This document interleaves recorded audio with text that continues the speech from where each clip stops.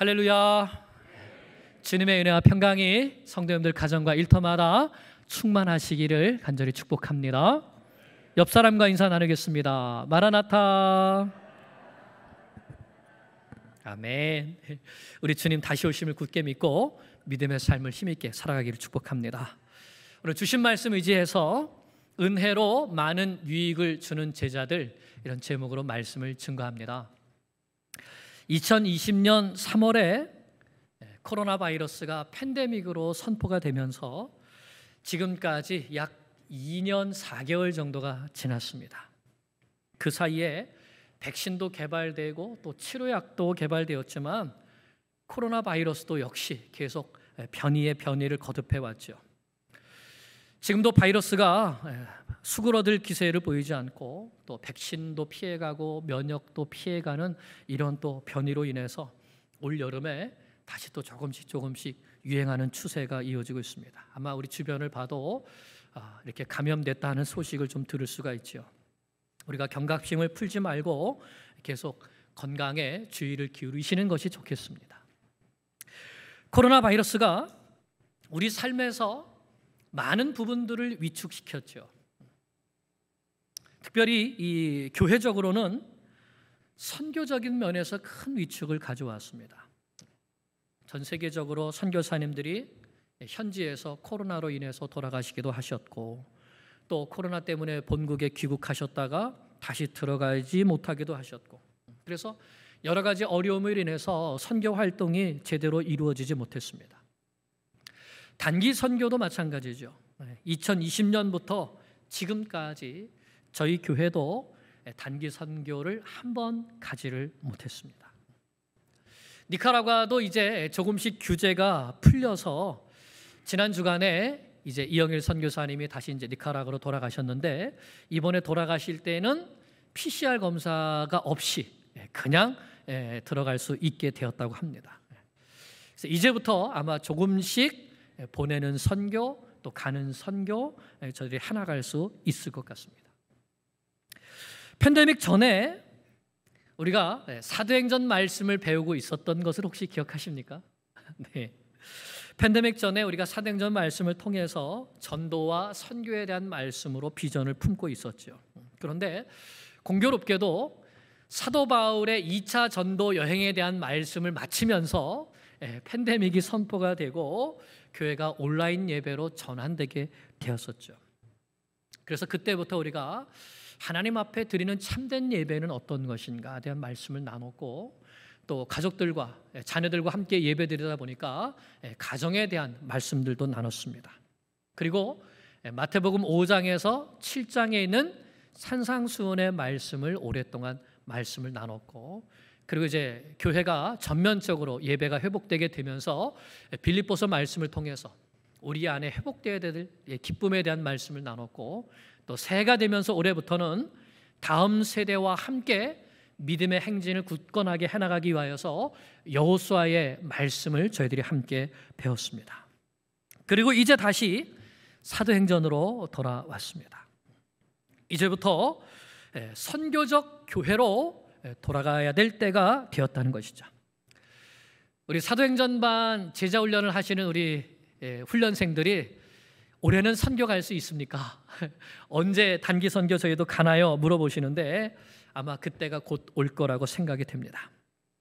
그 전에 우리가 오늘 찬양과 같이, 찬양대의 찬양과 같이 우리를 보내소서 말씀하는데, 우리가 어떻게 가서 어떻게 복음의 증인의 삶을 살아야 될지 준비하고, 또 다시 한번 이 사도행전 말씀을 통해서 주님 오실 그날을 준비하면서 세계 선교에 더욱더 힘써 나가는 선교적인 교회, 우리 뉴욕 교회가 될 수 있기를 간절히 축원합니다. 바울의 2차 전도 여행은 마게도냐와 아가야를 중심으로 이루어졌습니다. 대표적으로 마게도냐에 빌립보, 데살로니가, 베레와 같은 교회들이 세워졌고, 또 아가야에는 아덴과 또 고린도의 교회가 개척이 되었죠.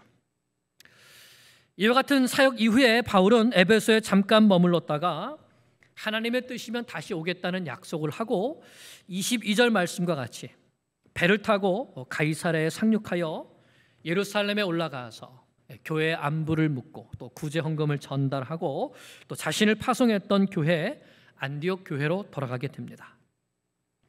이때가 대략 AD 52년경입니다. 예수님께서 십자가에서 죽으시고 부활하시고 승천하신 이 사건이 있은 지 대략 한 20년쯤 지난 다음인 것이죠. 예수님의 말씀대로 예루살렘에서 성령 받기 위하여서 기도에 전념했던 제자들에게 오순절 성령 강림 사건이 임하고 성령의 충만함을 받은 제자들이 예루살렘과 온 유대와 사마리아까지 나아가서 복음을 전했을 때에 곳곳에 복음이 전파되고 교회가 세워지는 역사가 일어났습니다. 그리고 땅끝까지 복음을 전하는 이방 선교도 안디옥 교회를 중심으로 또 바울과 바나바를 중심으로 이제 아시아를 넘어서 유럽에까지 복음이 확장되는 것이 바로 2차 전도 여행까지의 결실이었죠. 그리고 이제 다시 바울의 3차 전도 여행이 시작되고 있습니다. 그것이 23절 말씀입니다. 네, 같이 한번 읽어볼까요? 시작. 얼마 있다가 떠나 갈라디아와 부르기아 땅을 차례로 다니며 모든 제자를 굳건하게 하니라. 아멘. 학자들은 바울이 AD 52년 겨울쯤에 안디옥 교회에 돌아왔다고 봅니다. 그리고 그의 겨울과 또 봄을 지내고 AD 53년 여름쯤에 시작할 즈음에 다시 선교 여행을 떠난 것으로 봅니다. 그래서 안디옥에 한 6개월 정도 머무를 시간이 있었던 것이죠. 그동안 바울은 교회에서 그동안 2차 선교 여행 동안에 있었던 일들을 보고했을 것이고 또 바울 스스로는 이제 또 한 번 3차 선교 여행을 떠나게 될 것인데 이 선교 여행을 어떻게 진행할 것인가에 대한 것을 아마 생각했을 것입니다. 그러기 위해서 지난 2차, 1차 전도 여행 때 있었던 일들을 살펴보면서 새롭게 전략을 마련했을 것으로 보입니다. 무엇보다 2차 선교 여행을 통해서는 자신이 계획했던 발걸음을 성령께서 막으시고 그 발걸음을 유럽으로 인도하셔서 유럽의 복음의 문이 열리게 되고 교회들이 개척되게 된 것을 되새겨 보았을 것이죠.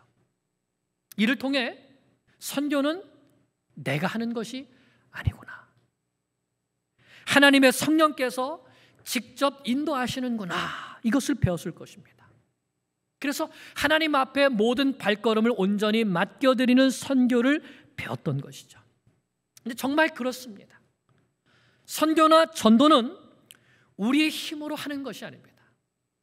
우리가 설득하고 우리가 이해시키고 우리가 납득시켜서 그들이 깨달아 알고 이 복음을 영접하고 예수님을 믿게 되는 것이 아니죠. 우리가 복음을 전할 때 하나님의 성령께서 직접 그 죄인들의 심령 속에 역사하셔서 자기가 죄인 것을 깨닫게 하시고 구주 예수 그리스도의 필요성을 알게 하시고 그 예수님을 나의 구주로 입으로 시인하여 구원에 이르도록 직접 행하시는 것입니다. 선교는 하나님께서 하시는 일입니다. 다만 우리는 성령님의 손에 붙들려서 쓰임받는 도구에 불과한 것이죠. 사도 바울이 이것을 배웠습니다. 그리고 또 한 가지는 빌립보 감옥 사건과 또 고린도에서 유대인들이 대적하며 비방하는 가운데 배운 것이 있겠죠. 바울이 두려움 가운데 있을 때 예수님께서 바울에게 이렇게 말씀해 주셨습니다. 우리 앞에 있는 고린도전서 사도행전 18장 9절 10절 말씀을 함께 보겠습니다. 18장 9절 10절을 보면 주님께서 이렇게 말씀하십니다. 밤에 주께서 환상 가운데 바울에게 말씀하시되 두려워하지 말며 침묵하지 말고 말하라. 내가 너와 함께 있음에 어떤 사람도 너를 대적하여 해롭게 할 자가 없을 것이니 이는 이 성중에 내 백성이 많음이라 하시더라. 이 말씀을 보면 우리가 복음의 증인이 되어서 살아갈 때에 두려울 때도 있고 침묵하고 싶은 때도 있다는 것을 알게 됩니다. 바울도 그랬습니다. 복음의 원수들이 워낙 힘들게 하고 바울을 대적하니까 그들을 마주하기가 두렵고 침묵하고 싶었던 것이죠. 그런데 주님께서 이렇게 말씀하신 것입니다. 내가 너와 함께 있다. 누구도 너를 대적하여서 너를 해롭게 하지 못할 것이다. 왜냐하면 이 성중에 내 백성이 많기 때문이다. 그러니 너는 두려워하지 말고 침묵하지 말고 담대히 전하라 말하라 말씀하셨던 것입니다. 그래서 바울은 영혼의 새 힘을 덧입고 고린도에서 1년 6개월 동안 말씀 사역에 전념하게 됩니다. 그럴 때 많은 영혼들이 그리스도 안에 굳건하게 세워지는 열매를 거둘 수 있었던 것이죠. 우리가 복음의 증인으로서 살아가고자 할 때에 어디에나 복음의 원수들은 있습니다.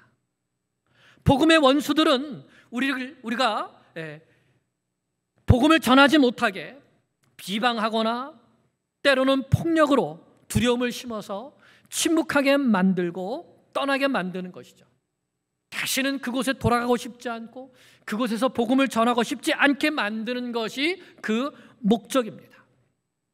그러나 그럴 때라도 주님께서 우리에게 함께 하심을 믿고 복음을 전하는 나와 함께 하심을 믿고 아무도 나를 해롭게 할 자가 없다는 것을 믿고 주님 말씀하신 대로 담대히 복음을 전하면 주께서 자기 백성을 구원하시는 줄로 믿습니다. 이것이 복음 전파제의 자세인 것입니다. 그래서 이제 3차 전도 여행에서 바울은 더욱더 말씀 역사에 힘쓰기로 다짐을 하게 되죠. 23절을 보면 바울이 갈라디아와 부르기아 땅을 차례로 다니며 라고 했습니다. 이것은 바울이 3차 전도 여행을 떠나기 전에 내가 이제 어느 교회들을 방문하여서 무엇을 해야 되겠다라는 계획을 구체적으로 세웠다는 것이에요. 교회를 차례로 방문했다고 말씀합니다. 그리고 그 목적은 모든 제자를 굳건히 세우는 것이었습니다. 새로운 교회를 개척하는 것이 아니라 모든 제자를 굳건히 세우는 것이었습니다. 바울의 관심은 모든 제자들에게 있었습니다. 진정으로 예수님을 믿고 따르며 복음의 증인이 되어서 살아가기로 다짐한 그들에게 그 그리스도의 제자들을 말씀으로 더욱 굳건하게 세우는 것이 목표였습니다. 그것이 3차 전도 여행에서 제일 큰 비중을 차지하는 에베소 교회 이 사역의 핵심이었던 것이죠. 하나님의 말씀으로 제자 삼는 것, 말씀으로 제자들을 더욱 굳건하게 세우는 것. 그럴 때 제자가 된 그들이 나아가서 더 큰 복음의 역사를 이루게 된다는 사실을 사도 바울이 깨닫고 경험했기 때문인 것입니다. 그러므로 교회는 계속해서 말씀으로 제자 삼는 사역을 해 나가야 됩니다. 예수님을 바로 알고 바로 믿고 바로 전하도록 계속해서 말씀을 심고 기도하며 전도하는 사역을 해 나가야 되는 것이죠. 그것이 바로 우리 뉴욕교회가 지난 팬데믹 기간 동안에도 제자 사역을 끊임없이 쉬지 않고 말씀 사역을 하고 중보기도 사역을 하고 또 목요 전도팀 우리 조이 전도팀 전도를 통해서 계속 전도해 나간 이유이기도 합니다. 교회는 말씀의 씨앗을 심고 기도의 눈물을 뿌려서 전도로 생명의 열매를 거두는 곳이 되어야 합니다. 이것이 바울의 선교 전략이었습니다. 우리도 바울의 이 선교 전략을 따라서 계속 말씀 역사를 힘있게 세워가고 기도를 심고 복음의 증인이 되어 생명의 열매를 거두는 그런 우리 교회 뉴욕교회가 되기를 간절히 기도합니다. 이렇게 바울이 3차 전도 여행을 하면서 이전에 세웠던 교회들을 차례로 방문하여서 말씀으로 제자들을 굳건하게 세우는 동안에 에베소에 어떤 일이 일어나게 되는가가 24절부터 말씀에 기록되어 있습니다. 24절을 보겠습니다. 알렉산드리아에서 난 아볼로라 하는 유대인이 에베소에 이르니 이 사람은 언변이 좋고 성경에 능통한 자라 했습니다. 여기에 아볼로라는 유대인이 소개되고 있습니다. 아볼로는 알렉산드리아에서 출생한 유대인이었습니다. 이 알렉산드리아는 알렉산더 대왕이 북아시아에 세운 유명한 항구 도시입니다. 그 당시 로마와 더불어서 3대 도시 중에 하나였던 바로 이 도시였죠. 아프리카의 중요한 항구 도시로서 그 당시 상업의 중심지였고 또 지식과 학문의 중심지였습니다. 알렉산드리아에서 가장 유명한 것이 그 도서관이었습니다. 알렉산더 대왕은 유대인들을 이 도시에 많이 이주시켰는데 그 당시에 알렉산드리아 전체 인구의 약 3분의 1가량이 유대인이었다고 합니다. 그 정도로 많은 유대인들이 있었고 바로 이곳에서 히브리어 구약 성경을 헬라어로 번역한 70인역 구약 성경, 헬라어 성경이 탄생하게 된 것이죠. 아볼로는 이렇게 철학과 지식이 발달했고 또 유대교 전통이 강한 곳에서 자라난 사람답게 언변이 좋고 구약 성경에 능통한 사람이었습니다. 그런 아볼로가 에베소에 왔습니다. 에베소는 아까 말씀드린 대로 사도 바울이 2차 전도 여행 마지막 때에 잠깐 들렸던 도시인데 그때 에베소 성도들이 바울에게 좀 더 오래 머물러 달라고 했지만 바울은 떠나면서 하나님의 뜻이면 다시 오겠다고 했죠. 그리고는 함께 고린도에서 왔던 브리스길라와 아굴라 부부를 그곳에 떨겨놓고 자기만 이제 가게 됐죠. 바로 그 에베소에 아볼로가 왔습니다. 그가 에베소에서 무엇을 했는가? 25절입니다. 시작. 그가 일찍이 주의 도를 배워 열심으로 요한의 세례만 알 따름이라. 아멘. 이 말씀을 보면 아볼로가 굉장히 열심 있는 사람이라는 것을 알 수 있습니다. 예수님 주의 도를 열심히 배워서 자세히 말아서 가르쳤다 말씀하죠. 예수님에 관한 것을 궁금증도 가지고 열심히 배우고 또 배운 것에 그치지 않고 다른 사람에게 가르치는 열심을 내는 정말 한마디로 열심 있는 성경 선생이었습니다. 그런데 성경은 그에게 부족한 것이 있는 것을 지적하고 있습니다. 마지막 말씀에 보듯이 요한의 세례만 알 따름이라 라고 했습니다. 이 말은 요한의 세례에 그치지 말고 성령 세례, 성령 충만에까지 나아가야 되는데 그렇지 못했다는 뉘앙스를 가지고 있습니다. 여러분, 요한의 세례는 어떤 세례입니까? 요한의 세례는 회개의 세례이고 제사함의 세례이죠. 마태복음 3장을 보면 요한이 유대 광야에서 회개의 세례를 전파했다고 말씀하고 사람들은 그에게 나와서 요단강에서 죄를 자복하고 세례를 받았다 이렇게 말씀합니다. 그런데 그때 세례 요한이 세례를 주면서 이렇게 말합니다. 마태복음 3장 11절에 보면 이렇게 말씀합니다. 시작. 나는 너희로 회개하기 위하여 물로 세례를 베풀거니와 내 뒤에 오시는 이는 나보다 능력이 많으시니 나는 그의 신을 들기도 감당하지 못하겠노라. 그는 성령과 불로 너에게 세례를 베푸실 것이요 라고 했습니다. 나는 물로 회개의 세례를 베풀지만 예수님은 성령과 불로 우리의 전 인격을 변화시키시는 세례를 베푸실 것이다 라는 말씀을 한 것이죠. 이것이 오순절 성령 강림 사건 때 베드로가 이렇게 말한 것과 이어집니다. 사도행전 2장 38절을 보면 베드로가 이렇게 말하죠. 베드로가 이르되 너희가 회개하고 각각 예수 그리스도의 이름으로 세례를 받고 죄 사함을 받아라. 그리하면 성령의 선물을 받으리니 라고 했습니다. 죄를 회개하고 예수 그리스도의 이름으로 세례를 받고 성령의 선물을 받으라. 여기에까지 나아가야 한다는 것이죠. 우리의 믿음이 회개하고 예수 믿고 구원받는 것에 멈추면 안 되고 그 이후에 주님께서 주시겠다는 약속된 성령의 선물을 모두가 받아서 성령 충만한 삶에까지 나아가서 하나님께 영광 돌리는 삶으로 나아가야 한다 하는 것입니다.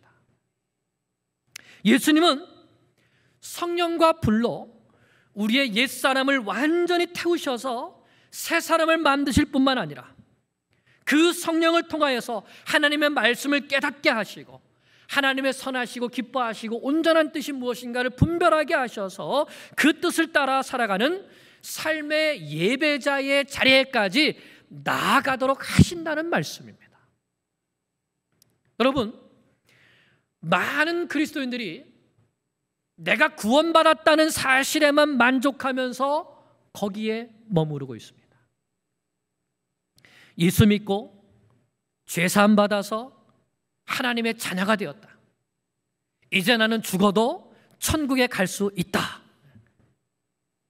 하지만 이것은 예수 믿는 그리스도인의 삶의 시작점에 불과합니다. 거기서부터 시작하는 것이죠. 거기가 끝이 아닌 것입니다. 그런데 여러분, 우리는 무엇으로부터 구원받았습니까? 무엇으로부터 구원받았죠? 죄와 사망으로부터 구원받았습니다. 그러면 우리는 무엇을 위해서 구원받았습니까? 여러분, 이것을 생각하고 계십니까? 나는 왜 구원받았지? 하나님께서 나를 무엇을 하라고 구원해 주셨지? 이것을 생각하고 계십니까? 하나님의 뜻은 거기에 있는 것이죠. 여러분, 우리가 수요 예배 때마다 지금 출애굽기를 보고 있는데 하나님께서 이스라엘 백성들을 어디에서 구원해 주셨습니까? 애굽에서 구원해 주셨습니다. 애굽의 속박에서, 애굽의 종살이에서, 애굽의 노예살이에서 구원해 주셨습니다. 그들을 구원하시기 위해서 하나님은 애굽의 10가지 재앙을 내리시고 홍해를 가르셔서 자기 백성은 건너가게 하시고 애굽의 모든 군대는 그 홍해에 수장시키셔서 구원하셨습니다. 그런데 거기가 끝인가요? 아니요. 그 구원은 시작이었습니다. 하나님은 무엇을 위해서 이스라엘 백성들을 구원하셨습니까? 그렇습니다.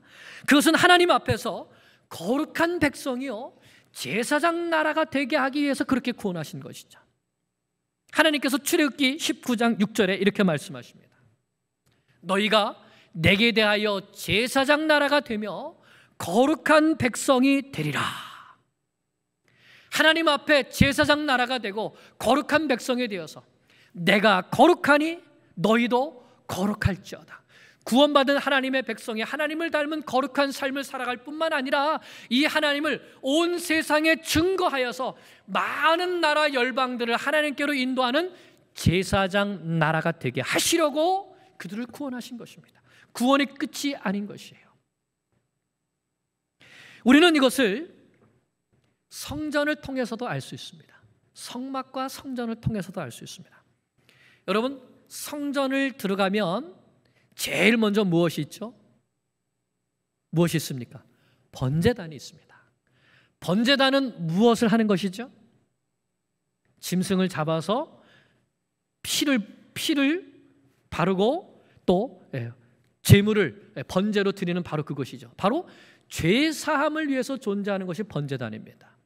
그러니까 죄 지은 사람이 양이나 소를 가지고 와서 제물에 안수를 하고 그리고 그 피를 제단 사면뿔에 빠르고 번제로 드리면 하나님께서 죄 사함을 해주셨습니다. 그런데 거기가 끝인가요? 이 죄 사함은, 이 번제단은 예수님께서 세상 죄를 지고 가시는 하나님의 어린 양이 되셔서 우리의 모든 죄를 대속해 주실 것을 상징적으로 보여주는 것이 바로 이 번제단입니다. 그런데 성전 안에 번제단이 끝이 아닙니다. 이것은 시작이죠. 그러면 성전 안에 번제단이 있고 그 다음에 무엇이 있죠? 성소가 있습니다. 성소 안으로 들어가야 되죠. 성소 안에는 무엇이 있습니까? 성소 안에는 순금 등잔대가 있고 떡상이 있고 분향단이 있습니다. 순금 등잔대는 이 세상의 빛으로 오신 예수님을 상징하는 것이고 떡상은 말씀이 육신이 되어 이 세상에 생명을 주는 생명의 떡으로 오신 예수님을 상징하는 것이고 분향단은 기도를 상징하는 것이죠. 그러므로 어린 양의 피로 죄사함을 받은 성도는, 즉 번제단을 지나온 성도는 말씀과 기도로 거룩하게 되어서 빛 대신 예수님을 따라 살아가야 하는 것을 보여주는 것입니다. 우리는 번제단을 지나 성소로 나아가야 하는 것이죠. 뿐만 아니라 그 다음에는 무엇이 있습니까? 지성소가 있죠. 지성소에는 무엇이 있습니까? 지성소에는 언약궤가 있고 하나님의 임재를 상징하는 시은소가 있고 그룹들이 있습니다. 하나님께서 계시는 그 은혜의 보좌를 말씀하는 것이죠. 거기까지 나아가서 그 하나님의 은혜의 보좌 앞에서 하나님과 친밀한 교제를 나누는 거룩한 백성, 거룩한 성도가 되어야 되는 것입니다. 그러므로 우리의 성전을 통해서도 죄사함을 받은 성도는 예수 그리스도를 통하여서 하나님 앞에 나아가서 하나님의 거룩한 백성으로 이 세상의 빛과 소금으로 살아가야 되는 것을 분명하게 보여주는 것입니다. 구원이 끝이 아닌 것입니다. 구원받은 성도로서 거룩한 백성, 제사장 나라로 살아가야 되는 것을 우리에게 보여주신 것이죠. 그런데 그것을 우리의 힘으로 할 수 있습니까? 없습니까? 없습니다. 그래서 누구를 보내주셨습니까? 성령님을 보내주신 것이죠. 성령께서 우리 안에 오셔서 우리와 함께 거하시며 우리의 몸을 하나님이 거하시는 거룩한 성전에 되게 하실 뿐만 아니라 예수 그리스도께서 우리에게 머리가 되어주셔서 그 예수 그리스도를 따라 함께 하나님의 나라를 세워가며 하나님의 백성으로서 살아가게 하시는 것입니다. 이 모든 일에 예수 그리스도께서 함께 하십니다. 에베소서 2장 5절을 보면 본질상 진노의 자녀였던 우리가, 허물로 죽은 우리가 예수 그리스도와 함께 살아났다고 말씀합니다. 허물로 죽은 우리를 그리스도와 함께 살리셨고, 누구와 함께요? 우리는 그리스도와 함께 살아나는 것입니다.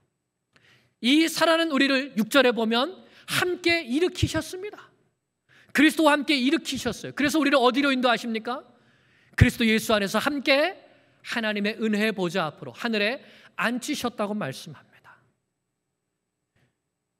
죄와 사망 가운데서 다시 살아나는 것에 그치지 않고 다시 일어나서 하나님의 은혜의 보좌 앞에 나아가서 이제 하나님의 거룩하심을 받은 자녀로서 이 세상의 빛과 소금이 되며 거룩한 백성, 제사장 나라로 살아가라고 우리를 구원하셨다는 것을 보여주는 것이죠.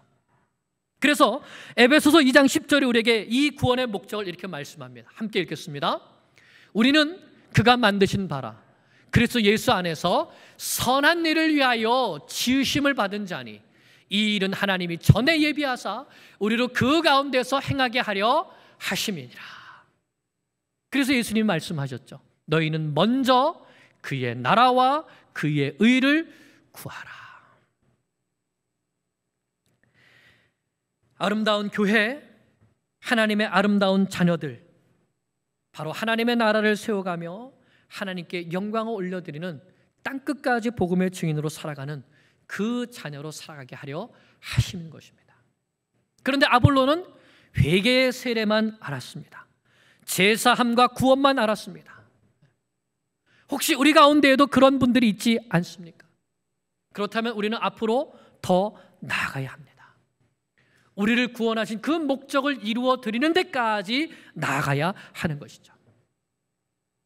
아볼로가 요한의 세례만 알고 있었을 때에 누가 이 아볼로에게 나서게 되냐 하면 바울과 함께 고린도에서 성령과 말씀의 능력을 맛보았던 브리스길라와 아굴라 부부가 나서게 됩니다. 26절입니다.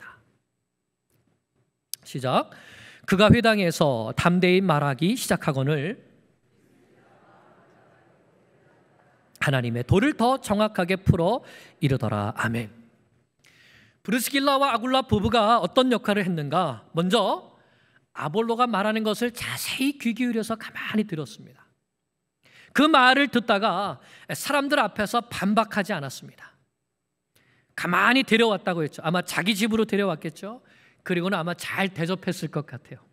그리고 나서 하나님의 도를 더 정확하게 풀어주면서 가르쳐 주었다 말씀합니다. 참 지혜로운 부부입니다.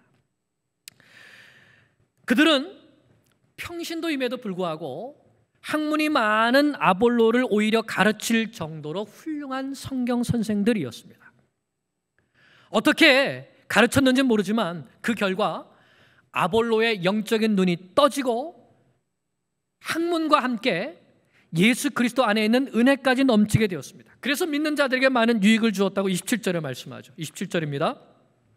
아볼로가 아가야로 건너가고자 하므로 형제들이 그를 격려하며 제자들에게 편지를 써 영접하라 하였더니 그가 감에 은혜로 말미암아 믿은 자들에게 많은 유익을 주니. 아가야 지방은 바로 아덴과 고린도가 있는 곳을 말하죠. 고린도 교회에 가서 특별히 많은 유익을, 믿은 자들에게 많은 유익을 줬다는 것이에요. 무엇으로요? 말씀으로써. 이것은 바울도 인정한 바입니다. 고린도전서 3장 6절에서 바울은 이렇게 말하죠. 나는 심었고 아볼로는 물을 주었으되 오직 하나님께서 자라나게 하셨다. 바울은 고린도 교회에 복음의 씨앗을 심었는데 그 씨앗이 싹이 나고 잘 자랄 수 있도록 물을 준 사람이 바로 아볼로였다라고 칭찬하는 것입니다. 인정하는 것이죠. 그러면 아볼로가 한 일은 무엇입니까? 28절을 보면 이는 성경으로서 예수는 그리스도라고 증언하여 공중 앞에서 힘있게 유대인의 말을 이기미러라 하고 있습니다. 성경으로서라는 말은 성경을 가지고 성경을 통해서라는 뜻이죠. 아볼로는 구약 성경에 능통한 사람이었는데 이제 브리스길라와 아굴라 부부를 통하여서 예수님에 대한 말씀을 더욱더 분명하게 알았을 뿐만 아니라 그 안에 있는 은혜까지 알게 되어서 성경에 나타난 그리스도에 대한 말씀의 증거들과 언약들을 예로 들면서 예수가 그리스도라는 사실을 성경으로 증명해내어서 이겼다는 것이죠. 유대인들은 예수는 메시아가 아니다, 그는 하나님께 저주를 받아서 나무에 달려 죽은 한낱 죄인에 불과하다라고 주장했습니다. 그러나 아볼로는 성경으로서 공중 앞에서 예수가 그리스도였음을 힘있게 증거하여서 그들을 이겼다는 것이죠. 마태복음에 보면 곳곳에 이는 성경에 이러이러한 말씀을 응하게 하려 함이라 하는 말씀들이 있습니다. 마태가 예수님이 구약 성경에 기록되었던 메시아이신 것을 증거하기 위해서 이와 같은 말씀이 응해졌다라는 것을 증거한 것이죠. 또 히브리서를 보면 예수님이 아론 계열의 대제사장보다 탁월한 뛰어나신 멜기세덱의 반차를 쫓는 큰 대제사장이라고 표현하고 있습니다. 종교개혁가였던 루터는 바로 아볼로가 이 히브리서를 기록했을 것이라고 생각했습니다. 그만큼 구약 성경으로 예수 그리스도의 탁월성을 증명해내는 책이 바로 이 히브리서였기 때문입니다. 아볼로가 그와 같은 일들을 했다는 것이에요. 그런데 누가 이와 같은 아볼로를 키워냈습니까? 한 평범한 텐트 만드는 평신도 부부가 해냈습니다. 진리의 말씀으로 무장되고 성령으로 충만하였던 브리스길라와 아굴라 부부에 의해서 하나님 나라의 큰 일꾼이 세워진 것이죠. 이것도 하나님께서 하신 일입니다. 교회는 브리스길라와 아굴라 같은 부부가 많이 있어야 되겠습니다. 교회에 큰 유익을 끼치는 것은 다른 것이 아니죠. 하나님 나라에 큰 유익을 끼치는 것도 마찬가지입니다. 바로 하나님의 말씀과 그리스도의 은혜를 가지고 그것을 정확하게 알 뿐만 아니라 가르치고 삶으로 보여줌을 통하여서 회개의 세례를 뛰어넘어 죄사함에서 끝나는 것이 아니라 성령으로 세례받고 충만하여서 복음을 가르치고 복음을 살아내는 유익을 끼치게 되는 것입니다. 이것이 제자 훈련의 진수이고 바로 브리스길라와 아굴라 부부가 그 일을 했던 것입니다. 사랑하는 여러분, 나는 교회에 유익을 끼치는 사람입니까? 혹시 요한의 세례, 회개의 세례만 알고 예수 믿고 구원받았으니 이제 됐다 하는 이 신앙에 머물러 있지는 않습니까? 우리는 말씀과 함께 예수 그리스도의 은혜로 큰 유익을 교회와 세상 앞에 끼치는 그리스도의 참된 제자들이 되어야 합니다. 그것이 하나님께서 우리를 위해 계획하신 것입니다.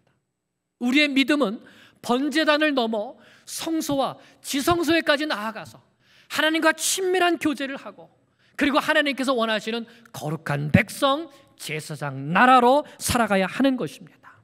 은혜의 복음, 성령의 은혜, 삶의 은혜를 나누어주는 브리스길라와 아굴라와 같은 제자들이 되어야 하는 것이죠.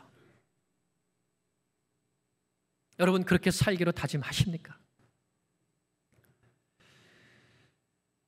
아볼로는 알렉산드리아, 저 아프리카 출신이었습니다. 브리스길라와 아굴라는 로마 출신입니다. 바울은 길리기아 다소 출신입니다. 그들은 서로 태어난 것이 다르고 자라온 환경도 다르고 모든 것이 달랐지만 오직 그리스도 예수 안에서, 복음 안에서 하나가 되어서 자신들의 삶을 불꽃처럼 하나님의 나라를 위하여서 살다간 그런 사람들이었죠. 아마 그들 중에 1세대가 있고 또 2세대가 있었을 것입니다. 바울이 1세대라면 아마 디모데와 또는 아볼로는 2세대일지도 모르겠습니다. 태어난 곳이 다르고 세대도 다르지만 그들은 복음을 위해 하나가 되어서 하나님께서 우리를 부르신 그 목적을 위해서 인생을 하나님 앞에 드렸습니다. 우리 안에도 출신도 다르고 또 미국에 온 사연도 다르고 또 세대도 1세대, 1.5세대, 2세대 다르지만 그리스도 안에서 하나가 되어서 그 은혜로 말미암아 교회와 세상에 큰 유익을 주는 그리스도의 제자들이 많이 생겨나게 되기를 기도합니다. 구원의 유익을 주고 말씀의 유익을 주고 거룩함의 유익을 주고 세상을 그리스도께로 인도하는 큰 유익을 주는 그리스도의 제자로 살아가게 되시기를 간절히 축원합니다. 기도드리겠습니다.